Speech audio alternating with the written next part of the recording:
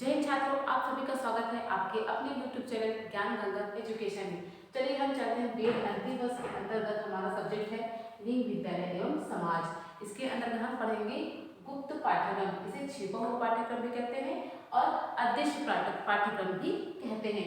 चलिए हम जानते हैं गुप्त पाठ्यक्रम का अर्थ। देखिए, गुप्त पाठ्यक्रम को अंग्रेजी में हिडन कैरिकुलम कहते हैं। हिडन मतलब छिपा हुआ, कैरिकुलम मतलब पाठ्यक्रम। अब हम देखते हैं अदृश्य पाठ्यक्रम एक ऐसा पाठ्यक्रम होता है जो किसी विषय, किसी अध्ययन मंडल, विद्यालय, बोर्ड या राज्य से अधिकृत उसे स्वीकृति नहीं होती है। अर्थात कहने का मतलब ये है, ये जो हमारा हिडन कैरिकुलम होता है अर्थात अदृश्य जो पाठ्यक्रम जो होता है, इसे क्या होता है इसे ना तो किसी राज्य या बोर्ड तरफ या किसी विद्यालय द्वारा स्वीकृति प्रदान नहीं की जाती है। इस पाठ्यक्रम को किसी प्रकार का वैधानिक दर्जा भी प्राप्त नहीं होता है और ये जो गुप्त पाठ्यक्रम जो होता है इसे किसी भी प्रकार का संवैधानिक अधिकार प्राप्त नहीं होता है। यदि सामान्य शब्दों में समझे तो हम कह सकते हैं कि ये वे पाठ्यक्रम है जो किसी विषय पर आधारित नहीं होता बल्कि उस समाज की संस्कृति पर आधारित होती है। हम यदि सामान्य भाषा में समझे तो हम ये कह सकते हैं ये जो गुप्त पाठ्यक्रम है ये किसी विषय से संबंधित नहीं है। अर्थात ये गुप्त पाठ्यक्रम वे शिक्षा होती है जो विद्यार्थी चाहकर भी या ना चाहकर भी वो सीख जाता है। जैसे कोई बालक किसी विद्यालय में प्रवेश लेता है तो क्या करता है, वह धीरे धीरे वहाँ की जो गतिविधियाँ होती है उसे सीख जाता है। जैसे किस टाइम पर विद्यालय जाना है तथा किसको अपने शिक्षकों को गुड मॉर्निंग विश करना है, अपनी जो सहपाठियाँ हैं उसे गुड मॉर्निंग विश करनी है। तो इस प्रकार का वो जो गुप्त रूप से वो शिक्षा उसे प्राप्त वो करता है। किसी प्रकार इसे अप्रत्यक्ष रूप से एक गुप्त पाठ्यक्रम हम उसको ग्रहण करते हैं। अगर हम देखते हैं इसमें समाज और संस्कृति पर भी इसका प्रभाव पड़ता है। अर्थात हमारी समाज की संस्कृति जैसी होगी हम वैसे ही गुप्त पाठ्यक्रम का अर्जन करेंगे। अर्थात समाज की जो संस्कृति है वह गुप्त पाठ्यक्रम पर असर करती है। अब हम देख लेते हैं गुप्त पाठ्यक्रम की कुछ परिभाषाएं। चलिए देखते हैं, पहला परिभाषा है मिचेल हेरालाम्बस के अनुसार। देखते हैं ये क्या कहते हैं, विद्यार्थी अदृश्य पाठ्यक्रम के द्वारा वह चीजें भी सीख रहे हैं जो उन्हें केवल विद्यालय में उपस्थित से प्राप्त होता है, न कि उस विद्यालय के उद्देश्य से। अर्थात मिचेल हेरालाम्बस जी कह रहे हैं कि विद्यार्थी क्या है, अदृश्य पाठ्यक्रम के द्वारा वे चीजें भी सीख रहे हैं जो केवल उनके विद्यालय में उपस्थिति से नहीं बल्कि उस विद्यालय के उद्देश्यों से है। अर्थात विद्यार्थी गुप्त पाठ्यक्रम के तहत वे ऐसा उसका मतलब कि किस प्रकार व्यवहार करना है, उसकी सोच, उसकी सोचने की शक्ति आदि सब भी परिवर्तन हमें देखने को मिलता है।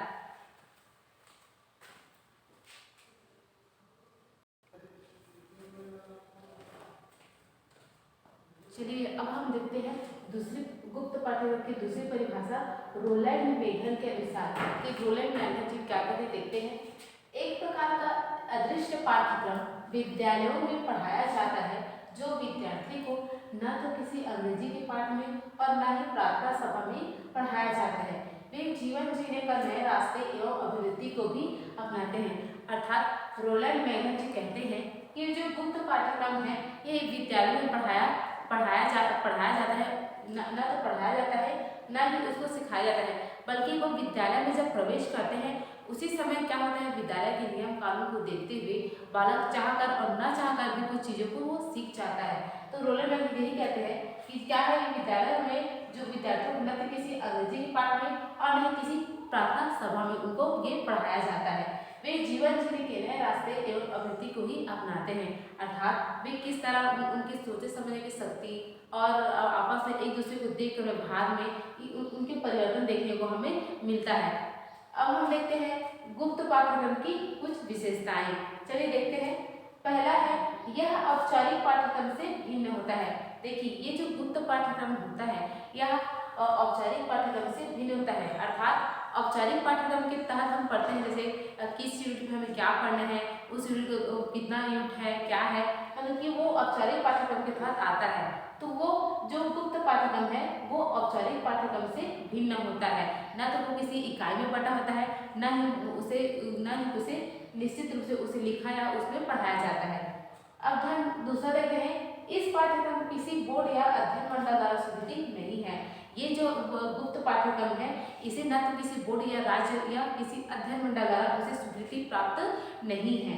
तीसरा देखते हैं, यह सामाजिक रीति रिवाज के अनुसार स्वतः ही निर्मित होता है।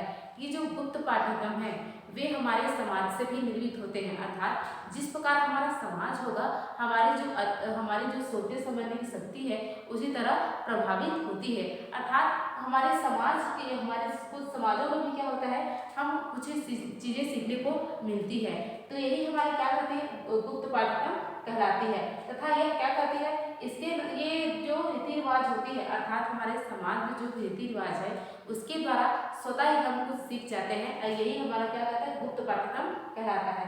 अब हम देखते हैं चौथा, अदृश्य पाठ्यक्रम को मूल पाठ्यक्रम के साथ संचालित होने वाला माना जाता है। देखिए ये जो अदृश्य पाठ्यक्रम होता है उसे मूल पाठ्यक्रम के साथ संचालित होने वाला माना जाता है, क्योंकि हमें जब औपचारिक पाठ्यक्रम मूल पाठ्यक्रम पढ़ाया जाता है तो उसके साथ बहुत सारी चीजें शिक्षकों द्वारा बालकों को सिखाई जाती है, जिसके तहत क्या होता है, हम मूल पाठ्यक्रम के साथ साथ अदृश्य पाठ्यक्रम को भी सीख जाते हैं।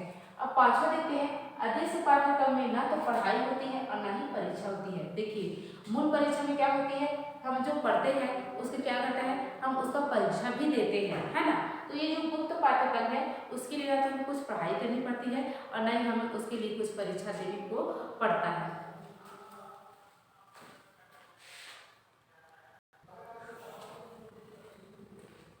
चलिए अब हम देखते हैं गुप्त पाठ्यक्रम एवं जैविक पक्षपात का विश्लेषण। चलिए देखते हैं, लैंगिक पक्षपात एवं गुप्त पाठ्यक्रम के विश्लेषण के संबंध को जानने से पूर्व हमें गुप्त पाठ्यक्रम की अवधारणा को जानना होगा। देखिए लैंगिक पक्षपात और गुप्त पाठ्यक्रम के विश्लेषण के संबंध में जानने के पूर्व हमें जो क्या है, गुप्त पाठ्यक्रम जो है उसकी अवधारणा को जानना आवश्यक है। देखिए सामान्य पाठ्यक्रम जो कि किसी अध्ययन मंडल या बोर्ड के द्वारा स्वीकृत किया जाता है। देखिए जो सामान्य पाठ्यक्रम होता है उसे किसी अध्ययन मंडल या बोर्ड के द्वारा स्वीकृति प्रदान किया जाता है, लेकिन जो गुप्त पाठ्यक्रम होता है उसे किसी बोर्ड या किसी अध्ययन मंडल द्वारा स्वीकृति नहीं दी जाती। ये क्या होता है, इसे जब विद्यार्थी विद्यालय में प्रवेश करता है तो स्वतः ही वो उसे धीरे धीरे उसे प्राप्त अदृश्य गुप्त पाठ्यक्रम के तहत उसे विभिन्न प्रकार की जो क्रियाएं उसे प्राप्त होती है। तथा क्या होता है, इसमें शिक्षक उस पाठ्यक्रम का पालन करते हैं। वास्तव में विद्यालय में जो हम पाठ्यक्रम देखते हैं वह सामान्य पाठ्यक्रम ही होता है जो किसी लक्ष्य को प्राप्त करने के लिए विशेषज्ञों द्वारा निर्मित किया जाता है। देखिए विद्यालय में जो हम सामान्य शिक्षा ग्रहण करते हैं वो क्या है, वो किसी विशेषज्ञ द्वारा हमें मतलब टीचरों द्वारा हमें वो दी जाती है, जिसका उद्देश्य क्या होता है, हम जैसे हमें नौकरी पाना है ना, तो जैसे क्या उसी तरह हम देखते हैं कि जो गुप्त पाठ्यक्रम है वो किसी रूप से हमें दिया नहीं जाता, बल्कि वो स्वतः ही हमें प्राप्त होता है।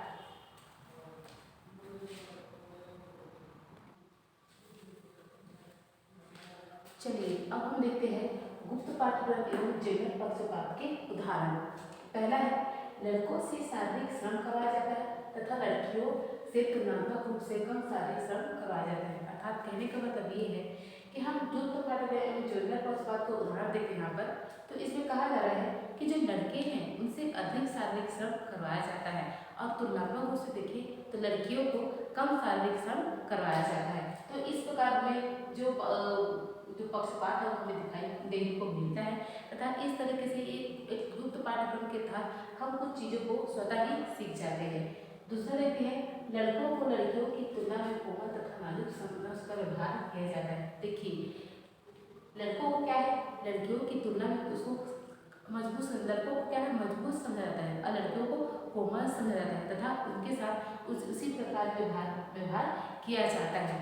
तथा तीसरा देखते हैं, सांस्कृतिक कार्यक्रमों में स्वागत की थाल और गुलदस्ते लेकर सर धर कर लड़कियां ही खड़ी रहती हैं। देखिए सामान्य सब्जेक्ट में ऐसा नहीं कहा जाता कि जो की लड़कियां हैं क्या करेंगी, सर धर कर तैयार करेंगे या गुलदस्ते तैयार करेंगे।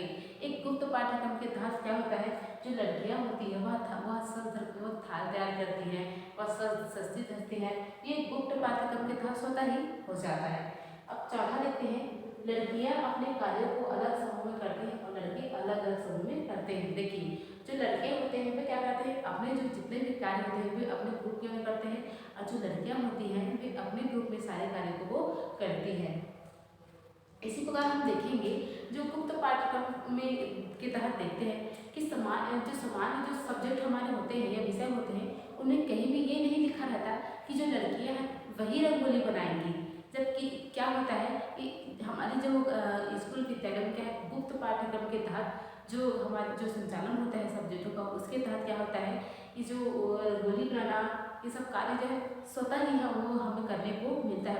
मतलब एक लड़की को कराया जाता है ऐसा कहा नहीं जाता, बल्कि स्वतः ही गुप्त पाठ्यक्रम के तहत इन कार्यों का संचालन होता है।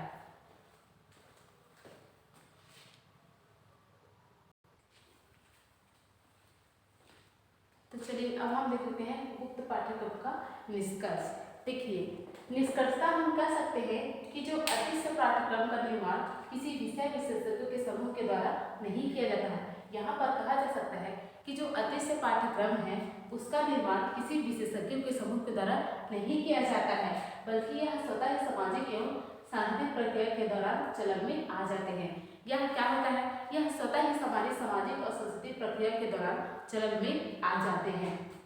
इस प्रकार के पाठ्यक्रमों का स्वरूप प्रत्येक समाज तथा विद्यालय में भिन्न होता है। देखिए, ये जो क्या होता है, इस प्रकार का पाठ्यक्रम जो होता है वह प्रत्येक समाज और विद्यालय में भिन्न भिन्न होता है। अदृश्य पाठ्यक्रम के तहत स्त्रियों के साथ निम्न व्यवहार किया जाता है। देखिए, अदृश्य पाठ्यक्रम के तहत क्या होता है, जो महिलाओं के साथ क्या किया जाता है, निम्न व्यवहार किया जाता है। जैसा समाज होगा वैसा ही अदृश्य पाठ्यक्रम होगा। तथा हम कह सकते हैं कि जिस प्रकार का हमारा समाज होगा, है ना, उसी प्रकार क्या होगा, ये अदृश्य जो पाठ्यक्रम वो होगा।